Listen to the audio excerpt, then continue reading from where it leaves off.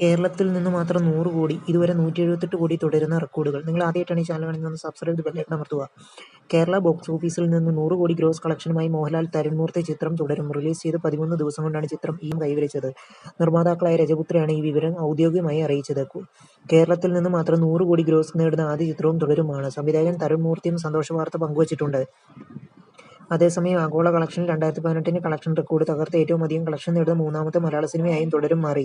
എമ്പുരാനാണ് ഇതിന് ഒന്നാം സ്ഥാനത്ത്. രണ്ടാമത് മഞ്ഞുമൽ ബോയ്സും 178 കോടിയാണ് തുടരും ആഗോള കളക്ഷനിൽ ഇതുവരെ വാരിയത്. ചിത്രം 6ാം ദിവസം 100 കോടി ക്ലബ്ബിലെത്തിയിരുന്നു. പുലിമുരുകൻ, ലൂസിഫർ, എമ്പുരാൻ എന്നീ ചിത്രങ്ങൾക്ക് ശേഷം 100 കോടി ക്ലബ്ബിലെത്തുന്ന 4ാമത്തെ മോഹൻലാൽ ചിത്രമാണ് തുടരും. മലയാളത്തിലെ എക്കാലത്തെയും മികച്ച ബോക്സ് ഓഫീസ് കളക്ഷനിലേക്ക് കുതിക്കുകയാണ് മോഹൻലാൽ. തരുൺമൂർത്തി ചിത്രം തുടരും. 3 ദിവസം കൊണ്ട് 69 കോടിയാണ് ചിത്രം ആഗോള കളക്ഷനായി വാരിയത്.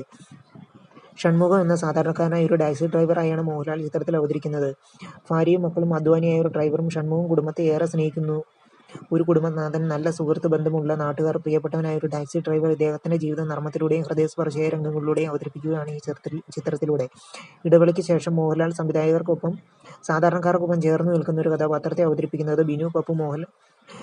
ഫർഹാൻ ഫാസിൽ, മണിയമ്പിള്ള രാജു എന്നിവർക്കൊപ്പം പുതുമുഖങ്ങളും ചിത്രത്തിൽ അഭിനയിക്കുന്നു.